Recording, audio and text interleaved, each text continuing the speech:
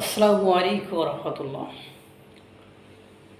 আজকে জানেন আপনারা, নতুন যে রাজনৈতিক দল হয়েছে, যাদেরকে বাংলাদেশের অধিকাংশ রাজনীতিবিদরা, অধিকাংশ রাজনৈতিক বিশ্লেষকরা কিংস পার্টি বলে আখ্যায়িত করেন।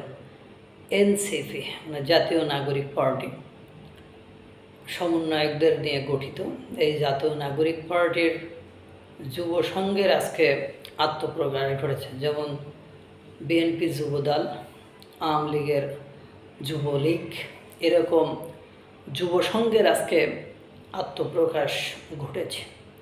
সেখানে সহসভাপতি তাদেরকে পরিচয় করে দেওয়া হয়েছে, তাদের পোস্ট পদবি বুঝিয়ে দেওয়া হয়েছে। সেই আত্মপ্রকাশ অনুষ্ঠানে যারা আহত ছিল তাদেরকে হয়তো বা দাওয়াত দেওয়া হয়েছিল, তাদেরকে ডাকা হয়েছিল, কিন্তু দুর্ভাগ্য হলো সত্য যে সেই আহতদের সেই মূলার দামও এখন আর বিবেচনা করা হয় না।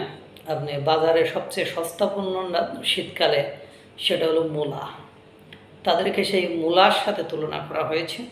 তাদের বিন্দু পরিমাণ কোনো সম্মান মর্যাদা কোনো কিছুই সেখানে প্রদান করা হয়নি।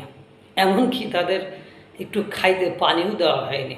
তাদেরকে পেছনের সারির দিকে বসতে দিয়েছে, তাদেরকে ওইভাবে ট্রিট করেছে, তাদেরকে নাস্তা তো দেই নাই, এমনকি এই তপ্ত গরমে তাদেরকে পানিও দেয় নাই।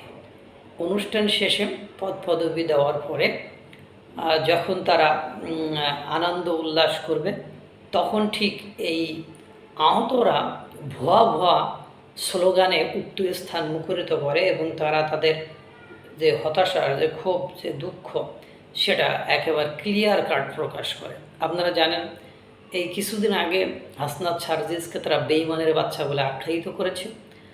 কারণ আন্দোলনের সময়, মানে আওয়ামী লীগ নিষিদ্ধ আন্দোলনের সময় তাদেরকে ডেকে নিয়ে আসা হয়েছিল যে তাদের দাবিগুলো পূরণ করে না হওয়া পর্যন্ত মাঠে তাদের সাথে থাকবে। এইবার যখনই আওয়ামী লীগ নিষিদ্ধ হয়ে গেল, তখন আহতদেরকে ফেলে তারা চলে গেল। তাদের না করলো খাওয়ার ব্যবস্থা, না করলো থাকার ব্যবস্থা, না করলো তাদের সেই দাবি দেওয়ার সাথে একত্রতা পোষণ।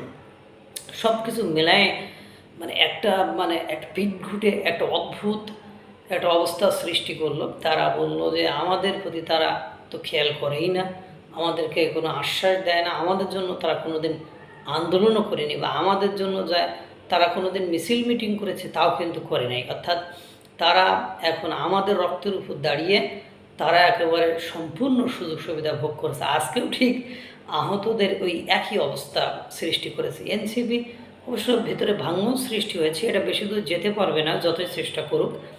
আর যাদের রক্তের উপর দাঁড়িয়ে আছে তাদের সাথে বেইমানি করে এই সংগঠনের খুব দ্রুতই দেখবেন মৃত্যু ঘটেছে। আল্লাহ তাআলা সকলকে ভালো রাখুক, সুস্থ রাখুক। আসসালামু আলাইকুম রহমতুল্লাহ।